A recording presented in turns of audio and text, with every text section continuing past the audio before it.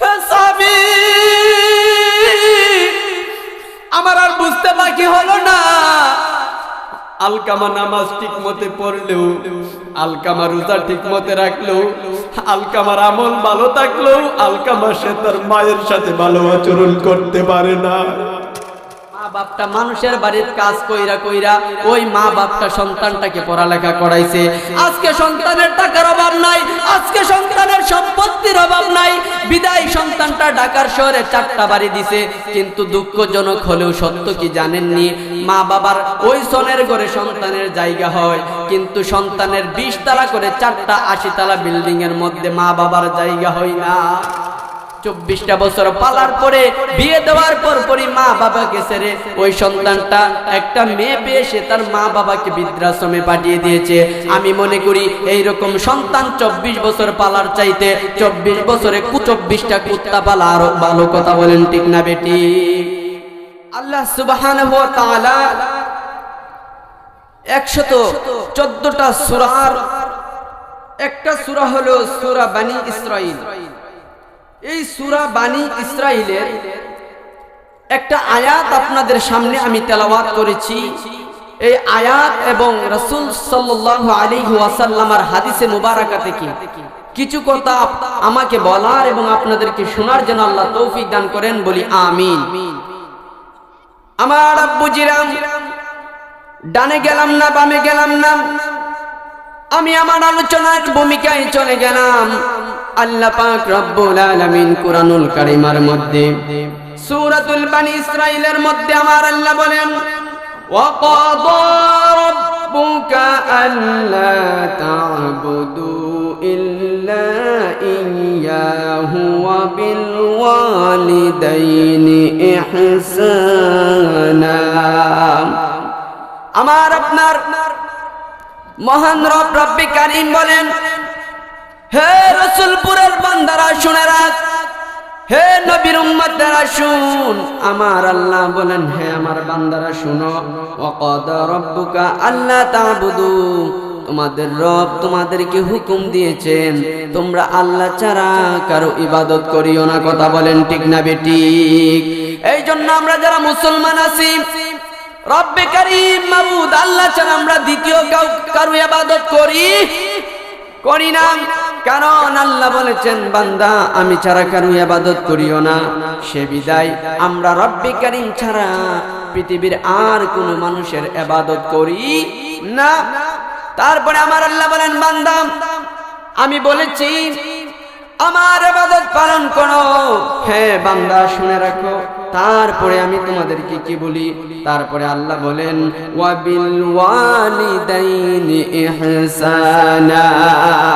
আমার আপনার নবী ডাক দিয়ে বলেন, হে আমার বান্দারা, আমি মাবুদের গোলামি করার পরে 2 নাম্বার সেকেন্ড পয়েন্ট তোমরা যেই কাজটা করবা সেটা হলো তোমাদের মা বাবার সাথে তোমরা সৎ আচরণ করবা। জোরে বলি না সুবহানাল্লাহ। আল্লাহ বলতেছেন, বান্দা তোমরা আমার ইবাদত করার পরে, শুধু আমি মালিকের গোলামি করার পরে 2 নাম্বার যেই কাজটা করবা সেটা হলো তোমরা তোমাদের মা বাবার সাথে ভালো আচরণ করবা। জোরে বলি না সুবহানাল্লাহ। মা বাবার সাথে ভালো আচরণ করার দরকার আছে না নাই? কিন্তু আমাদের সমাজে এটা নেই। মনে করলাম আমার আব্বু আমার আম্মু দুনিয়াতে আমাকে জন্ম দিয়েছেন, এখানে উনাদের দায়িত্ব শেষ। আর মা বাবারও মনে করেন আমরা আমাদের সন্তানকে জন্ম দিয়েছি, এখানে আমাদের দায়িত্ব শেষ। না না না, আল্লাহ বলেন, বান্দারা শুনে রাখ, আমি মাবুদের গোলামি করার পরে তোমরা 2 নাম্বার যেই কাজটা করবা সেটা হলো তোমরা কি করবা? তোমরা তোমাদের মা বাবার সাথে ভালো আচরণ করবা। জোরে বলি না সুবহানাল্লাহ। এ আমার রাসূলপুরের আব্বুজিরা খেয়াল করেন, আমার আপনার রব্বে কারীম তারপরে কি বলেন? আমার আল্লাহ তারপরে বলেন, হে আমার বান্দারা শুনে রাখ, ইম্মা ইয়াবলুগান্না ইনদাকাল কিবারা আহাদুহুমা আও কিলাহুমা ফালা তাকুল লাহুমা উফিন ولا تنهرهما وقل لهما قولا كريما আমার আপনার রব্বে কারীম বলেন বান্দা শুনে রাখ নাম্বার 1 আমি আল্লাহ তোদেরকে বলেছি আমি মাবুদের গোলামি করার জন্য আমি 2 নাম্বার কাজটা দিয়েছি 2 নাম্বার হুকুমটা করেছি তোমরা তোমাদের মা বাবার সাথে ভালো আচরণ করার জন্য তারপরে আমি বলতেছি বান্দা শুনে রাখো আমি যেই কথাটা তারপরে বলেছি সেই কথাটা হলো বান্দা তুমি তোমার মা বাবা একজন বেঁচে থাকুক কিংবা 2 জন বেঁচে থাকুক যদি তোমাদের মা বাবা বার্ধক্যে পরিণত হয় বয়স্ক হয়ে যায় হে বান্দারা তোমাদের মা বাবা যৌবনকালে বয়স প্রাপ্ত হওয়ার সময় যেভাবে তোমরা তোমাদের মা বাবাকে সম্মান করেছো যেভাবে ভালো আচরণ করেছো ঠিক মা বাবা বৃদ্ধ হওয়া যাওয়ার পরেও একজন হোক কিংবা 2 জন হোক যারা বেঁচে থাকেন তাদের সাথে তোমরা কখনোই খারাপ আচরণ করিও না জোরে বলি না সুবহানাল্লাহ আল্লাহ বলেন বান্দা তোমার মা বাবা একজন হোক কিংবা 2 জন হোক কারো সাথে খারাপ আচরণ করা যাবে না এখন মনে করেন বাবার বয়স 30 বছর বাবার শরীরে এখনো যৌবনের পাওয়ার আছে এখন যদি বাবার সাথে বেয়াদবি করি তাহলে বাবা আমাকে ধরে ফেলবে আল্লাহ বলেন বান্দা শুনে রাখ আমি জানি তুমি বান্দা যে পরের স্টেপটা করবে ও মাবুদ কি করবে আল্লাহ বলেন বান্দারে আমি জানি ও মাবুদ তুমি কি জানো আল্লাহ বলেন আমি জানি বান্দাটা যখন তার বাবা বৃদ্ধ হয়ে যাবে তখন হয়তোবা সে তার বাবার সাথে খারাপ আচরণ করবে এই জন্য আমি আল্লাহ শুরুতেই বলে দিয়েছি মা বাবা বৃদ্ধ হোক মা কিংবা বাবা বৃদ্ধ হোক বার্ধক্যে পরিণত হয়ে যাওয়ার পরেও তোমরা তোমাদের মা বাবার সাথে খারাপ আচরণ কখনোই করতে পারবে না জোরে বলি না সুবহানাল্লাহ হাজিরিনে কেরাম তারপরে আমার আল্লাহ পাক রব্বুল আলামিন বলেন হে রাসূলপুরের বান্দা শুন তারপরে আমার আল্লাহ বলেন হে বান্দা ওয়াখফিদ লাহুমা জানাহাজ যুল্লি মিনার রাহমাতি বান্দা মা বাবার সাথে সব সময় কোমল আচরণ করবা ভালো আচরণ করবা মা বাবার সাথে কখনোই উচ্চ সুরে কথা বলবা না হে বান্দা শুধু তাই নয় তারপরে তুমি কি করবা আল্লাহ কি করব আল্লাহ বলেন বান্দা তারপরে বলবা ওয়াকুর রাব্বিরহামহুমা কামা রাব্বায়ানি সগীরা ও মুমিন ও বান্দা শুনে রাখ তারপরে তুমি তোমার মা বাবার জন্য আমি আল্লাহর কাছে এমন ভাবে দোয়া চাইবা ও মুনিব আমাকে আমার মা বাবা ছোটবেলায় যেভাবে লালন পালন করেছেন ঠিক আমার মা বাবাকেও তুমি সেইভাবে কবর জগতে ভালো রাখিও জোরে বলি না সুবহানাল্লাহ হে রাসূলপুরের আব্বুজিরা শুনে রাখেন আরে আমি 2টা বয়ানের মধ্যে গেলে নিজের রক্তগুলো দাঁড়িয়ে যায় নিজের পশমগুলো দাঁড়িয়ে যায় একটা হলো মা বাবার বয়ান করতে গেলে আরেকটা হলো কারবালার বয়ান করতে গেলে বাবারে মা বাবার বয়ান এমন একটা বয়ান মা বাবার বয়ান করতে গেলে চোখের পানিগুলো অটোমেটিকলি পড়ে যায় কথা বলেন ঠিক না বেটি আমার আব্বুজিরা খেয়াল করেন আমরা অনেকে আছি মা বাবাকে চিনি না মা বাবা কেমন দম তা বুঝার চেষ্টা করি না যখন মাটা মারা যায় বাপটা মারা যায় তখন বুঝি মা বাবা কি জিনিস কথা বলেন ঠিক না বেটি আমার আব্বুজিরা আল্লাহ পাক রব্বুল আলামিন বলে দিয়েছেন হে আমার বান্দারা তোমার মা বাবা বৃদ্ধ হয়ে যাওয়ার পরেও মা বাবার সাথে কখনোই খারাপ আচরণ করিও না আপনারা বলেন যে আল্লাহ মা বাবার সাথে খারাপ আচরণ করার নির্দেশ দিয়েছেন ওই আল্লাহর নির্দেশ যদি অমান্য করে মা বাবার সাথে খারাপ আচরণ করি আল্লাহ তাআলা আমাদেরকে জান্নাত দেওয়ার পরিবর্তে জাহান্নাম দিতে পারে কি পারে না আমার আব্বুজিরা খেয়াল করেন আমার নবী হাদিসে পাকের মধ্যে কি বলেছেন আসুন একটু জেনে নেই মা বাবার বয়ান দিয়েছেন আসুন একটু মা বাবার সম্পর্কে জানি হায় হায় মা বাবার সম্পর্কে আমি অদম কি বলবো আমার নবী চমৎকার ভাবে কত সুন্দর সুন্দর হাদিস বর্ণনা করে গিয়েছেন আব্বুজিরা আমার আপনার মায়ার নবী দু জাহানের বাদশা কিতাবের নাম আল আদাবুল মুফরাদ, যেটা ইমাম বুখারী রহমতুল্লাহি আলাইহির লেখা কিতাব। যেই ইমাম বুখারী, যার লেখা কিতাব বুখারী শরীফ, কুরআনের পরে যেই কিতাবের অবস্থান, এই বুখারী রহমতুল্লাহি আলাইহির লেখা কিতাব আল আদাবুল মুফরাদ কিতাবের প্রথম খণ্ড থেকে কথা বলতেছি। আমার আপনার নবী বলেন, হে আমার বান্দারা শুনে রাখো, কোন মানুষ যদি জানতো, ও মাওলা, ও আল্লাহর হাবিব কি জানতো, হে আমার উম্মতেরা, কোন মানুষ যদি জানতো সে ভোরবেলা যদি নামাজের সময়, ফজরের নামাজের পরে সে যদি তার মায়ের কাছে যায়, আমার আপনার নবী বলেন, কোন মানুষ যদি সকালের সময় ঘুম থেকে উঠে সওয়াবের আশায় তার মাকে দেখে, আমার আল্লাহ পাক রব্বুল আলামিন মাকে দেখার সাথে সাথে তার জীবনের সমস্ত সগীরা গুনাহগুলো আমার আল্লাহ ফালাইয়া দেয়। জোরে বলি না সুবহানাল্লাহ। সকালবেলা ঘুম থেকে উঠার পরে কোন মানুষ যখন তার মায়ের চেহারা দেখে, আমার আপনার নবী বলেন, মায়ের চেহারা দেখার সাথে সাথে বান্দাটার জীবনে যত সগীরা গুনাহ আছে, আমার আল্লাহ তার জীবনের সব সগীরা গুনাহগুলো মাফ করে দেয়। জোরে বলি না সুবহানাল্লাহ। শুধু তাই নয়, আমার আপনার নবী বলেন, যদি সে খুঁজতে থাকে, ও নবী কি খুঁজতে থাকে, সে যদি বরকত খুঁজতে থাকে, সে যদি সওয়াব খুঁজতে থাকে, সে যদি স্পেশালি কোনো মর্যাদা খুঁজতে থাকে, সে যদি তার মাকে দেখে এবং বাবাকে দেখে, দুজনের চেহারা যখন সে ঘুম থেকে উঠার পর দেখবে, আমার আল্লাহ তার জন্য জান্নাতের দুইটা দরজা খুলে দেয়। জোরে বলি না সুবহানাল্লাহ। আব্বুজিরা আমার আপনার নবীর আরেকটা হাদিস আসুন জেনে নেই। যেই হাদিস কালাম আপনার আমার নবী, দু জাহানের বাদশা, হায়াতুন নবী, জিন্দা নবী, আমার আপনার নবী বর্ণনা করেন। আমার আপনার নবী বলেন, কবিরা গুনাহ হলো 9টা। কবিরা গুনাহ কয়টা? 9টা। অনেক আছে, কিন্তু স্পেশালি আমার নবী হাদিসের মধ্যে বলেন কবিরা গুনাহ হলো 9টা। এই 9টা গুনাহ আমার আপনার নবী বর্ণনা করতেছেন। আমার আপনার নবী বলেন, হুন্না তিসউন, কবিরা গুনাহ হলো 9টা। ও রব্বে কারীমের মাওলার হাবিব, কবিরা গুনাহ 9টা কি কি? আমার আপনার নবী বলেন, ইশরাকু বিল্লাহ, আল্লাহর সাথে কাউকে শরীক করা হলো 1 নাম্বার কবিরা গুনাহ। এই জন্য আমরা মুসলমান জীবন দিতে রাজি, কিন্তু আল্লাহর সাথে কাউকে শরীক করলে আমরা সহ্য করতে পারি না। কথা বলেন ঠিক না বেটি? আল্লাহর সাথে কাউকে শরীক করলে আমরা সহ্য করতে পারি।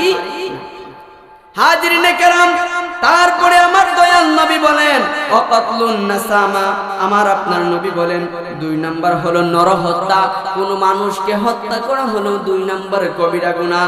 তারপরে আপনার আমার নবী বলেন, ওয়াল ফিরাদু মিনার রাহজি, আমার আপনার নবী বলেন জিহাদের ময়দান থেকে পলায়ন করা হলো 3 নাম্বার কবিরা গুনাহ।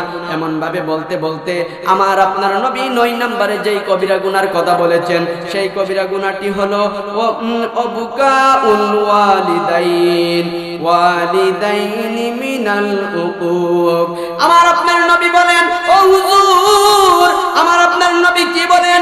আল্লাহ পাক রব্বুল আলামিন একটা বান্দার আমলনামায় কবিরা গুনাহ 9টা সিস্টেমে লেখে, 9টা কারণে স্পেশালি লেখে। তার মধ্যে 9 নাম্বার কারণটা হলো, যেই বান্দা তার মা বাবার সাথে খারাপ আচরণ করে, ওই বান্দার আমলনামায় আমার আল্লাহ কবিরা লিখতে থাকে, আল্লাহ কবিরা গুনাহ লেখে। হাজিরিনে কেরাম, আমার নবীর হাদিস থেকে বুঝলাম কবিরা গুনাহ 9টার মধ্যে 9 নম্বর হলো মা বাবা আচরণের দ্বারা, নিজের আচরণের দ্বারা মা বাবার চোখের পানি জড়ানো। এই জন্য কবিরা গুনাহ থেকে আমাদেরকে বাঁচতে হবে। আর কবিরা গুনাহ থেকে বাঁচতে হলে আমাদেরকে মা বাবার কষ্ট দেওয়া থেকে বিরত থাকতে হবে, কি হবে না? আমার আব্বুজিরা, ওই নবীকে কষ্ট দিলে আল্লাহ স্বয়ং কষ্ট পায়। আর আমার নবী বলেন, আমার কোন উম্মত যদি তার মাকে কষ্ট দেয়, আমি নবী স্বয়ং ব্যথা পাই। জোরে বলি না সুবহানাল্লাহ।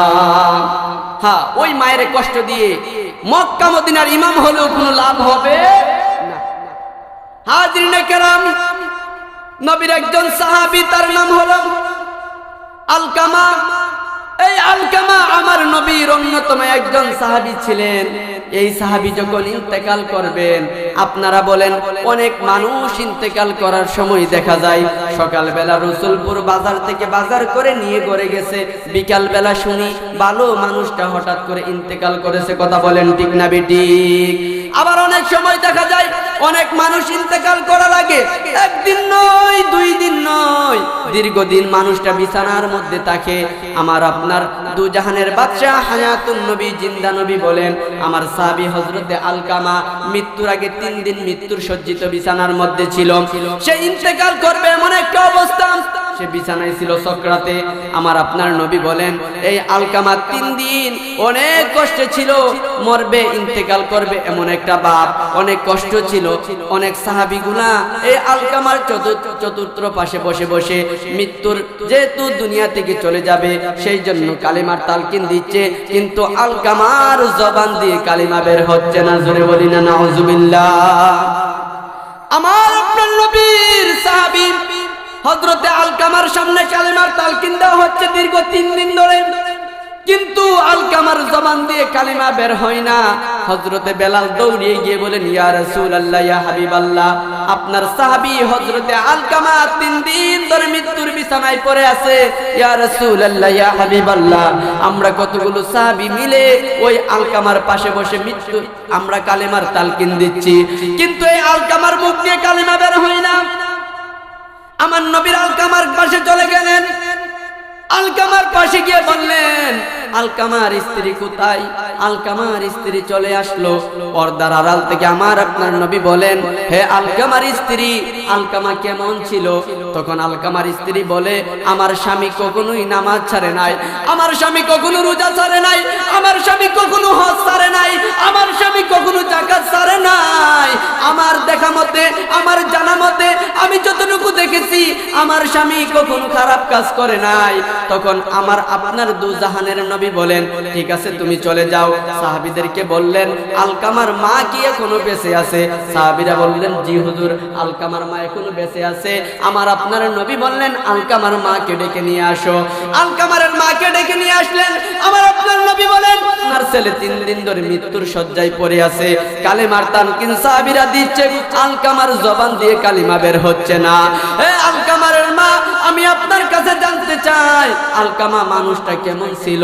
তখন আলকামারের মা কোনো কথা বলে না, 2 চক্ষু দিয়ে পানি বেয়ে বেয়ে পড়তেছে। জোরে বলি না নাউজুবিল্লাহ। আবার আপনার নবী ডাক দিয়ে বলেন, হে সাহাবী,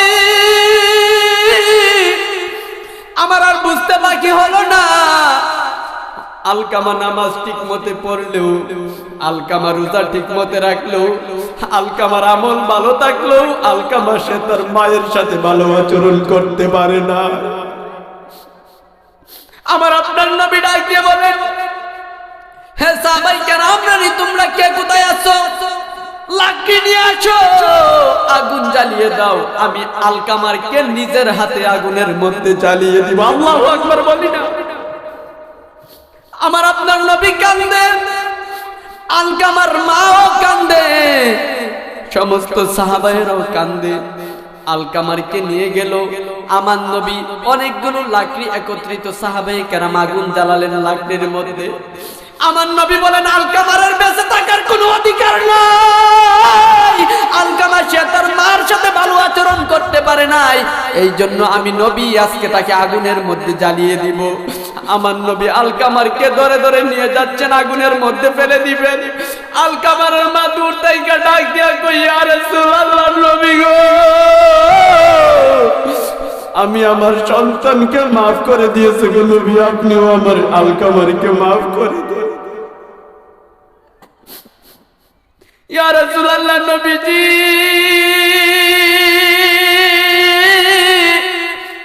আমি আমার আলকামারকে ক্ষমা করে দিয়েছি গো নবীজি, আপনিও আলকামারকে মাফ করে দেন।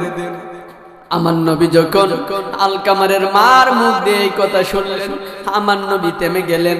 সাহাবায়ে কেরামদেরকে বললেন, হে সাহাবায়ে কেরামরা থামো, তার মা তাকে মাফ করে দিয়েছে, থামো, লাশ আর জ্বালানো লাগবে না।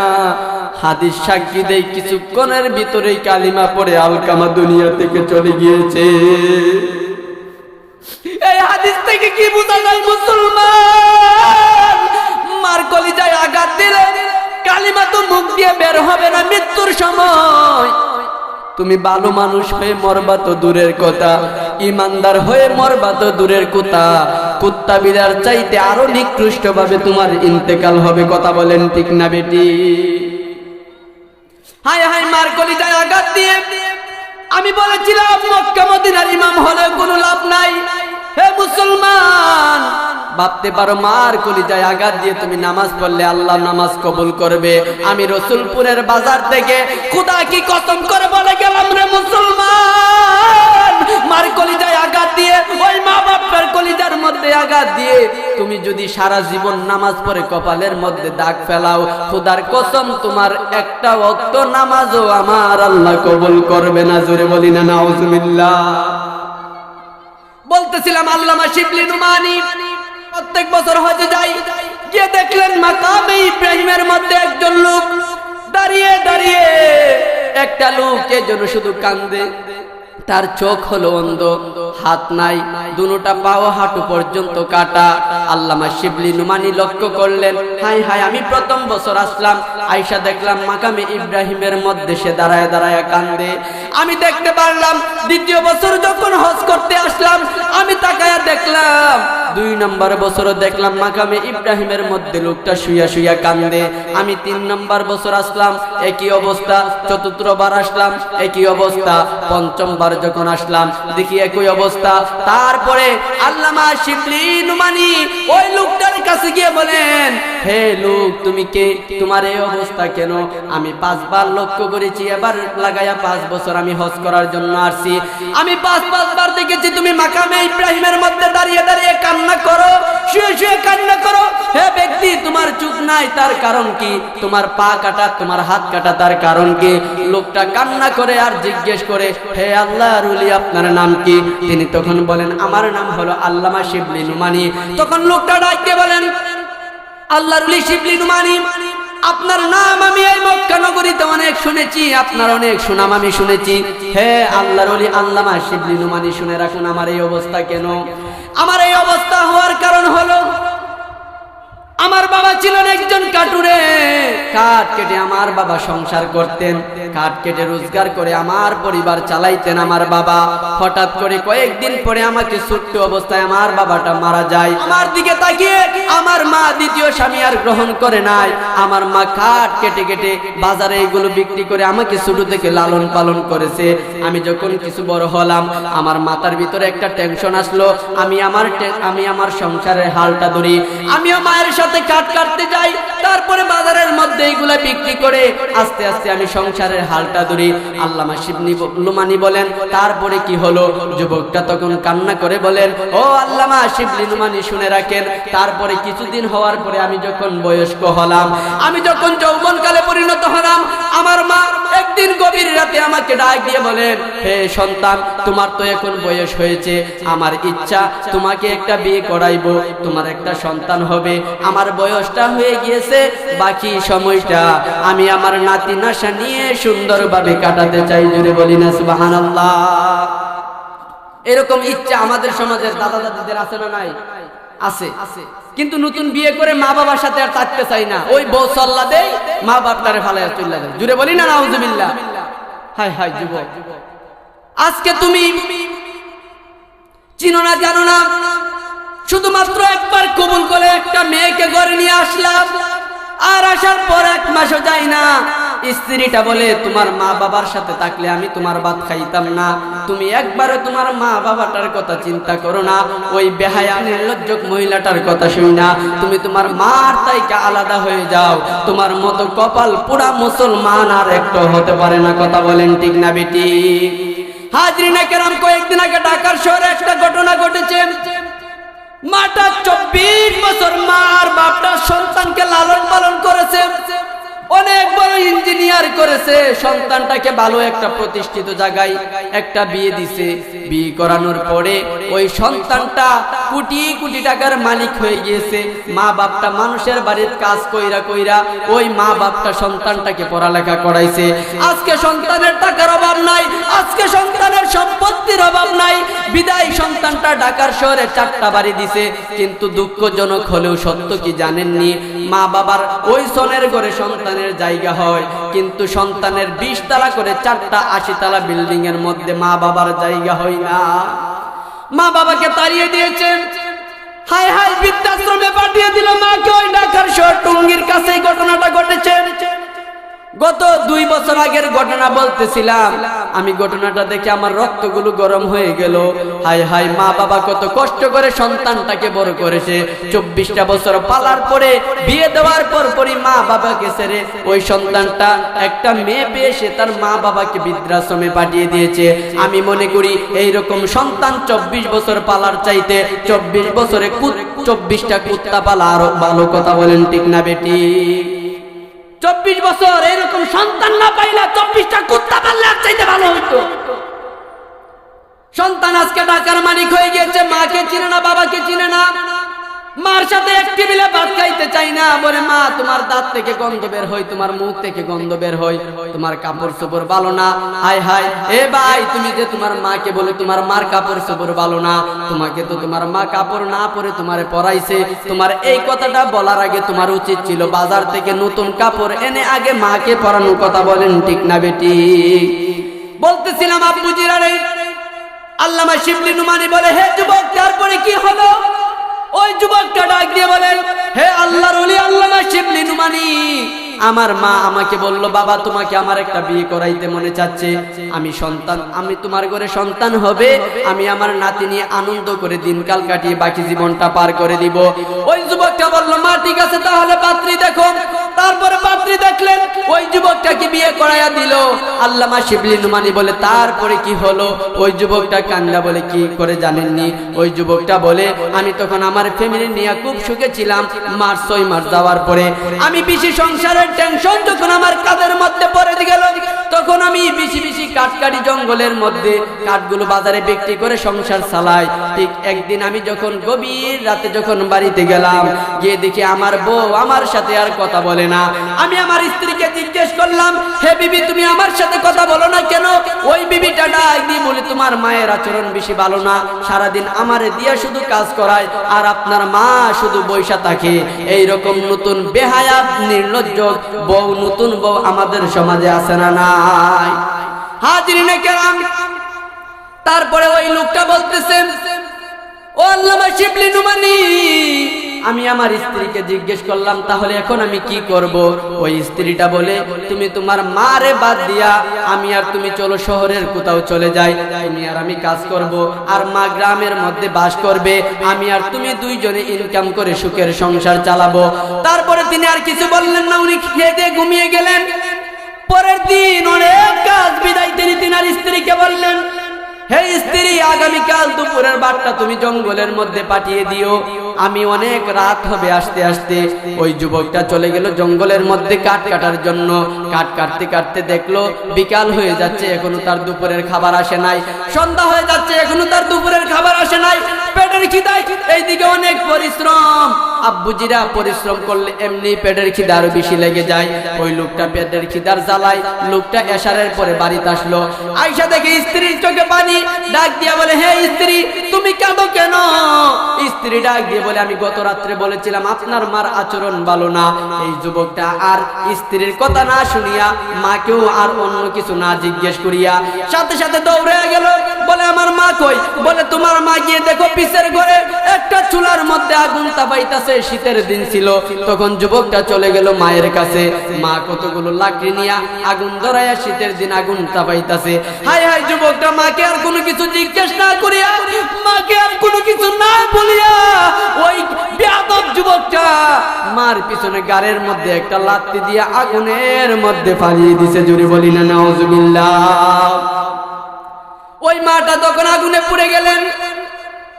দাও দাও করে আগুন মায়ের কাপড়ের মধ্যে লেগে গেল। মা বাঁচার চেষ্টা করতেছে কিন্তু বাঁচতে পারে না। এক এক করে পুরো দেহটা আগুনে পুড়ে গেল। মাটা ওই জায়গার মধ্যে ইন্তেকাল করলো। ওই যুবকটা তারপরে ঘরে চলে গেল। মাতার সেন্টিমিটার পাওয়ার অনেক হাই, সে আর কিছু বুঝতেছে না, ভালো মন্দ কিছু আর তার মাথার মধ্যে কাজ করতেছে না। স্ত্রীর সাথে আর কাজ করে না, স্ত্রীর সাথে আর কথা বলে না। ওই লোকটা কিছুক্ষণ পরে মাথাটা যখন শান্ত হলো, বলল আমি কি করলাম কি করলাম কি করলাম, আমি কাজটা তো বেশি ভালো করে নাই। আমার স্ত্রী যদিও এই কথা বলে থাকে, আমার উচিত ছিল আমার স্ত্রীটার কথা শোনার পর আগে আমার মায়ের কাছে জিজ্ঞাসা করা, তারপরে আমি কিছু একটা করা, মায়ের সাথে পরামর্শ করা। কিন্তু আমার স্ত্রীর কথা শুনিয়া আমি আমার মাকে কোনো কথা না বলিয়া আগুনের মধ্যে লাত্তি মেরে ফেলে দিলাম, কাজটা আমি ভালো করি নাই। তারপরে যুবকটা দৌড়িয়ে গেলেন স্ত্রীর কাছে। স্ত্রীকে গিয়ে বলেন, হে স্ত্রী, তোর কথায় আমি আমার মারে মারছি, আমার মাটা আমার জান্নাত, আর তোর কথায় আমার স্ত্রীটারে মারার কারণে এই মাটা আমার জন্য জাহান্নাম হয়ে গেছে। সেই জন্য তোর জন্য যেহেতু আমার মা মারা গেছে, আমি আর তোরে নিয়ে সংসার করব না। যা 1 তালাক 2 তালাক 3 তালাক দিয়ে তোকে বিদায় করে দিলাম। ওই স্ত্রীকে বিদায় দেওয়ার পর ওই যুবকটা ঘরের মধ্যে নির্জনে বলল, আল্লাহ, আমি আমার মাকে মেরে ফেলেছি, আল্লাহ জানি না আমার ক্ষমা হবে কিনা। এই কথাটা বলার পরে দৌড়িয়ে গিয়ে ঘর থেকে একটা কুড়াল এনে নিজের ডান হাতে কুড়ালটা ধরে বাম হাতটা কেটে ফেলছে। তারপরে আবার নিজে নিজে এই ডান হাতটা কেটে ফেলছে। শুধু তাই নয়, ওই যুবকটা নিজের 2টা পাও কেটে ফেলছে। হাই হাই, নিজের কথা ভেবে যে আমি কি করলাম, এই হাত দিয়ে আমি আমার মাকে মারলাম, এই পা দিয়ে হেঁটে হেঁটে আমি আমার মাকে মারলাম। ওই 2টা হাত আর 2টা পাও কেটে দেওয়ার পরে ওই যুবকটা আর দেশে থাকে নাই, যুবকটা চলে গেছে। যেহেতু এই মাকামে ইব্রাহিমের মধ্যে দাঁড়িয়ে দোয়া করলে আল্লাহ দোয়া কবুল করে, সেই জন্য যুবকটা ওই মাকামে ইব্রাহিমের মধ্যে চলে গেছে। 1 বছর নয়, 2 বছর নয়, আল্লামা শিবলি নুমানি বলে, হে যুবক, আমি এই বছর লাগায়া 5 বছর ধরে দেখতেছি তুমি এই মাকামে ইব্রাহিমের মধ্যে দাঁড়িয়ে দাঁড়িয়ে কান্না করো। যুবক, আমি জানতে চাই তুমি কই বছর ধরে এখানে দাঁড়িয়ে দাঁড়িয়ে কান্না করো। ওই যুবকটা তখন চোখের পানি বালায়া বালায়া ডাক দিয়া কয়, হে আল্লাহর ওলি শিবলি নুমানি, 1 বছর নয়, 2 বছর নয়, 20 বছর নয়, 30 বছর নয়, দীর্ঘ 42 বছর ধরে আমি প্রত্যেক বছর হজ করতেছি আর এই মাকামে ইব্রাহিমের মধ্যে দাঁড়িয়ে দাঁড়িয়ে আল্লাহর কাছে দোয়া করতেছি। জোরে বলি না সুবহানাল্লাহ। তারপরে যুবকটা ডাক দিয়ে বলেন, হে আল্লাহর ওলি শিবলি নুমানি, আমি আমার মাকে হত্যা করেছি, এই জন্য আমি আমার নিজেকে আর দেখতে পারি না, এই জন্য আমি আর বাড়িতেও যাই না, জানি না আল্লাহ আমাকে ক্ষমা করবে কিনা। এই জন্য মাকামে ইব্রাহিমের মধ্যে দাঁড়িয়ে যেহেতু কথা বললে, এই জায়গার মধ্যে দোয়া করলে যেহেতু দোয়া কবুল হয়, এই জন্য আমি 42 বছর ধরে দোয়া করতেছি। আল্লামা শিবলি নুমানি, আপনি তো আল্লাহর ওলি, আপনি তো আল্লাহর সাথে কথা বলতে পারেন। হে আল্লামা শিবলি নুমানি, আমি আপনার কাছে জানতে চাই, আপনি কি একবার আল্লাহকে জিজ্ঞেস করবেন যে আল্লাহ আমার জীবনের গুনাহগুলো মাফ করছেনি, আমার মাকে যে আমি হত্যা করেছি এই অপরাধটা আল্লাহ ক্ষমা করছেনি। আল্লামা শিবলি নুমানি তিনি আল্লাহর কাছে হাত দিয়া বলে, আল্লাহ, এই যুবকটারে তুমি ক্ষমা করছনি। আমার আল্লাহ কুদরতি ইশারা দিয়া বলেন, হে আল্লামা শিবলি নুমানি, এই লোকটা 42 বছর কেন 42 কোটি বছরও যদি এই মাকামে ইব্রাহিমের মধ্যে দাঁড়িয়ে যদি দোয়া করে, খোদার কসম, আমি আল্লাহর ইজ্জতের কসম, হে শিবলি নুমানি, তুমি যুবকটাকে বলে দাও কিয়ামত পর্যন্ত দোয়া করলো আমি আল্লাহ তার দোয়া কখনোই কবুল করব না। জোরে বলি না নাউজুবিল্লাহ। তারপরে যুবকটাকে বলে দিলেন শিবলি নুমানি, হে যুবক, তোমার আর কোনো ক্ষমা নাই, তোমার জন্য আল্লাহ জাহান্নাম রেডি রেখেছেন। ওই শিবলি নুমানির কাছে যুবকটা জানতে চাইলো, তাহলে দুনিয়াতে বুঝি আল্লাহ আমারে মাফ করবেই না? শিবলি নুমানি বলে, হ্যাঁ, তোমার এই দুনিয়ার মধ্যে আর কোনো ক্ষমা নাই। জোরে বলি না নাউজুবিল্লাহ। হায় হায় রে গোপালনগরের আব্বুজিরা রে, হে রসুলপুরের যুবক ভাই, কোন যুবকটারে ওই মাটারে কষ্ট দিছো, কোন যুবকটারে ওই বাপটারে কষ্ট দিছো, যেই মা বাপটা আমার রসুল বলেন ওমা নারুকা ওমা জান্নাতুকা, এই মা বাপটা তোমার জন্য জান্নাত, আবার এই মা বাপটা তোমার জন্য জান্নাত। বিদায় আমি বলতেছিলাম, ওই মা বাপটাকে কখনোই কষ্ট দেওয়া যাবে? ওই মা বাপটাকে কখনোই কষ্ট দেওয়া যাবে? আল্লাহ পাক রব্বুল আলামিন আমাদের সকলকে ওই মা বাবার সেবা যত্ন করার তৌফিক দান করুক। জোরে বলি আমিন।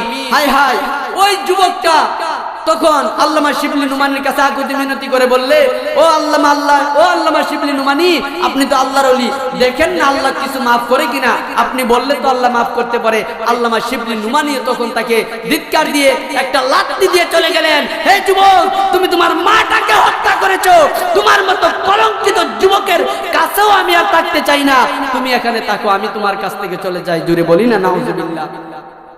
এই জন্য ওই মাটাকে, ওই বাপটাকে আমাদের দেখতে হবে, ওই মাটাকে, ওই বাপটাকে আমাদের চিনতে হবে। কখনো কারো কথায়, কখনো কোনো আচরণের দ্বারা ওই মা বাপটাকে কষ্ট দেওয়া যাবে না। আল্লাহ পাক রব্বুল আলামিন ওই মা বাপটার প্রতি বেশি বেশি মহব্বত, ইশক আমাদের অন্তরের ভিতরে পয়দা করার তৌফিক দান করুক। জুড়ে বলি আমিন। আর আমি যুবক ভাইদের উদ্দেশ্যে দুটি কথা বলতে চাই। যেই সব যুবক ভাইরা আজকে ইয়াবা, আজকে বাবা গাঞ্জা, আজকে এই সমস্ত বিভিন্ন মদ গাঞ্জা মাদকের সাথে জড়িত, এই সব যুবকদের অবস্থাটি কেমন হয় কি, তারা বেশি বেশি মা বাবার সাথে খারাপ আচরণ দেখায়। যুবক, আমি তোমার কাছে বলতে চাই, আল্লাহ তাবারক ওয়া তাআলা কুরআনুল কারীমের মধ্যে বলেন, কুল্লু নাফসিন যায়কাতুল মাউত। এ বান্দা, প্রত্যেকটা প্রাণীরই মৃত্যুর স্বাদ গ্রহণ করতে হবে। যুবক, তোমাকে আজকে স্পষ্টভাবে বলে যাই, ওই মাটাকে যদি কষ্ট দিয়ে থাকো, ওই বাপটাকে যদি কষ্ট দিয়ে থাকো, যদি আমার কথাগুলো তোমার কানের মধ্যে পৌঁছায়, আজকে এই রাত্রে, গভীর রাত্রে ওই মা বাপটার পায়ে ধরে মাফ চাইবা আর বলবা, আব্বা আমি ভুল করেছি, আমাকে মাফ করে দাও, মা গো আমি বেয়াদবি করেছি, আমাকে